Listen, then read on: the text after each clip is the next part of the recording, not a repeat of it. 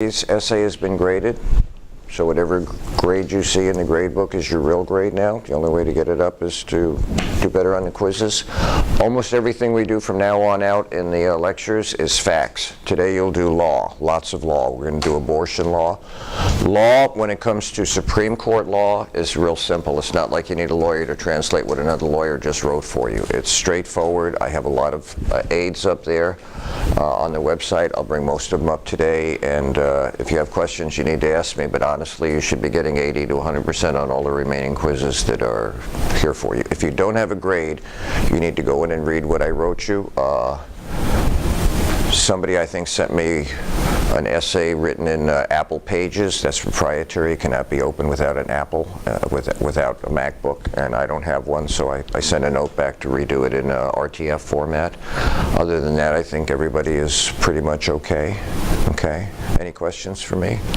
The quiz you did really well on. There were just 2 questions. They were at 70. I thought I'd go over, but you did really well on it, and I think from here on out you should do very well on it. One of them was people who oppose sexual libertarianism, in other words, they'd be the traditionalist people, would agree with which of the following statements: sexual libertarianism undermines traditional morality.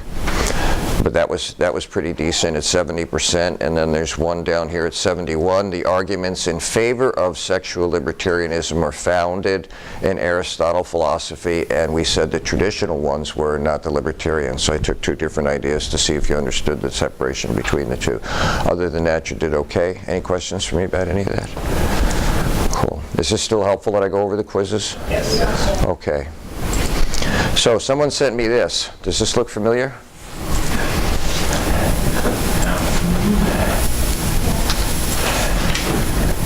Yeah, I didn't do this. One of your fellow students did this. Someone who's taken the lectures and made these up for their own study, as well as I hope someone who's going to go into education. This is stellar work. I haven't asked permission, but it's another class, and I'm assuming by the time I get to it I'll get permission to show it since it's not copyrighted. Eh? Copyright is inherent. It's inherent. It doesn't have to be expressly stated. Sorry. That's okay. I'm cool with it. I'm cool with it. You still have to prove it. It is time-stamped, and I have it in place I can't deny, but I'm just sharing it. I'm not owning it. I didn't say this was mine. I think this is brilliant work, people. Sometimes you thought you were going to be in teaching, right? Anybody else think they were going to be in teaching? Okay, just for what it's worth. I'll be glad to get permission and pass it on. I'll send it to you in email. I think it's just brilliant work, really interesting, real funny too. Some of it is funny. The pictures and whatnot, the way caricatures it.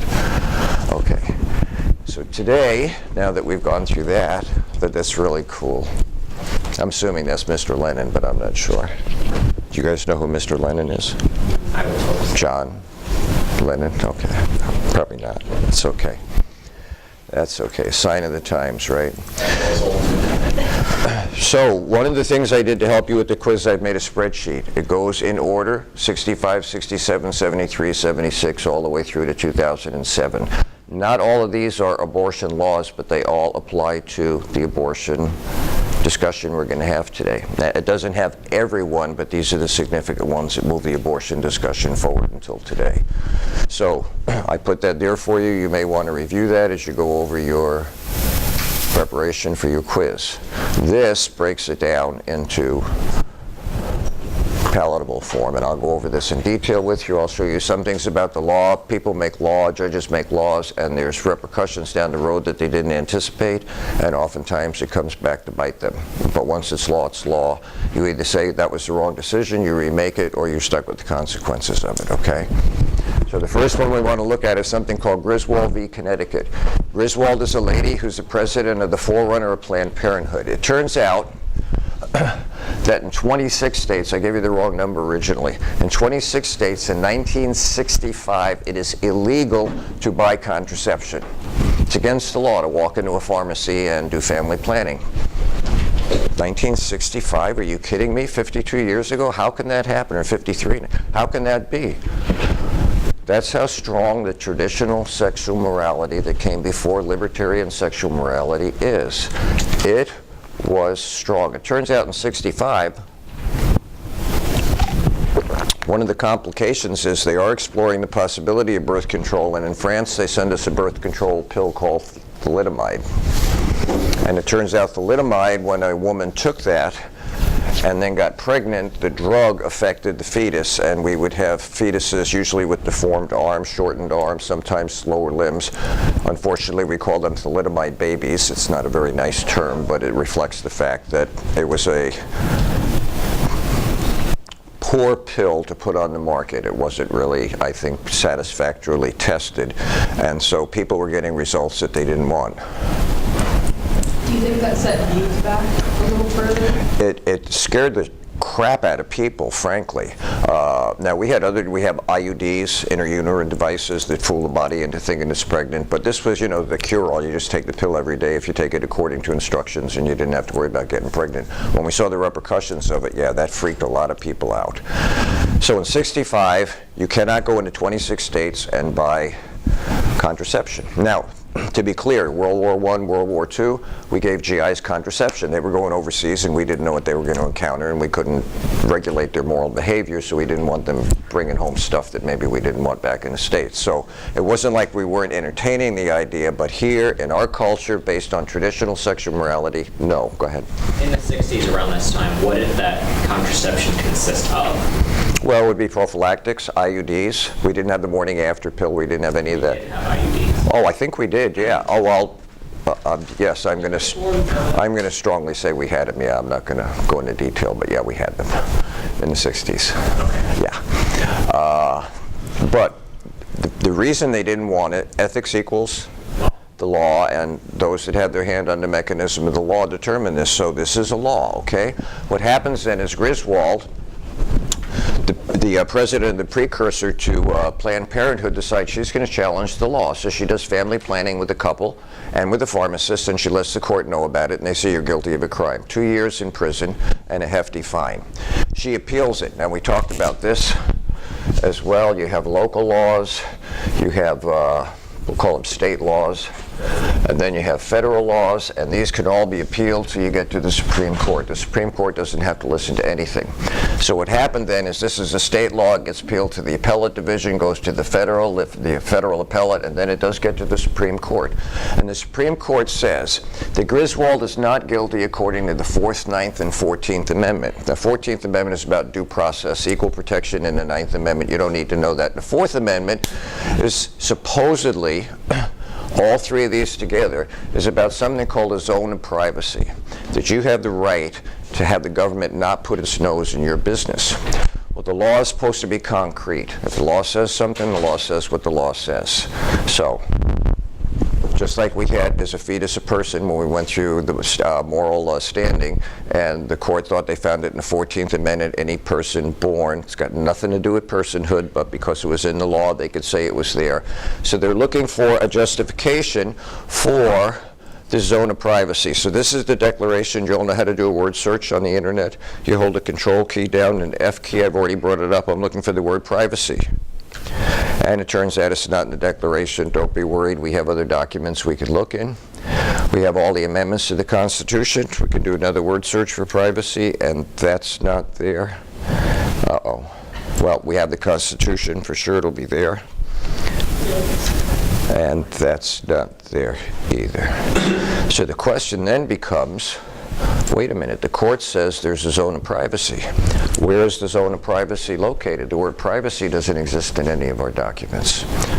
However, it's not explicitly stated, but it is implicitly implied.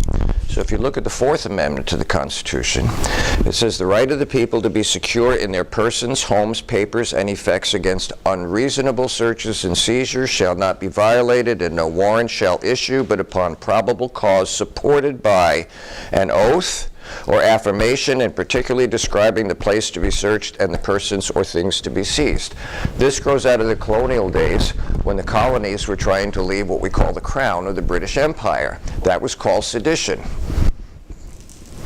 And the British Army would go into anybody's home without warrant, without any justification, and search for seditious material. And if they found any, you could take you outside and hang you or shoot you for treason. And after that little episode in our early history, we decided the government couldn't do that again. The Constitution and the documents are supposed to limit what the government can do. That gives people the maximum amount of freedom as long as the limitations don't encroach on our freedoms. So the Fourth Amendment is designed to keep the government out of your nose, out of your place, out of your house, out of your business, unless it has explicit probable cause. So I shoot someone and I hide the gun under my mattress. But this is a story. This is not true. And they have a warrant to search for my gun, but it's under my pillow. So they come into my house and they open my pillow and the gun's not there, and one of them lifts up the mattress and finds the gun there, and the law says they cannot use that as evidence against me. It's called fruit from the poison tree. Right, it has to be explicit. What they're looking for has to be where they say it's going to be found. This grows out of a case in San Francisco. It was a bust. They found evidence that led someone into a drug ring, and when they finally arrested the people in the drug ring, they brought it to court, and the court said, well, how'd you find this evidence? Who issued the warrant? Well, no one did. It was because we went over here and we found this and we followed the trail, and they said that's called fruit from the poison tree. You must have a reasonable document based on reasonable suspicion, finding something specific in a specific place or you can't use it. Yes, ma'am. How vague can you make it? How what? How vague? You can't make it vague. No, I can't be like, it's going to be in this classroom. I have to specifically say where it's going to be in the classroom? That's a great question. I suppose they said if there weren't many hiding places or if they could find it. Now, I know this has happened. You find someone you think is guilty of a crime and there's their bag next to them, but it's not open. You open that up and find the guilty, like a weapon. You can't use that. Why not? Because there was no, what was the justification for opening the bag? You just wanted to look in it? Hey?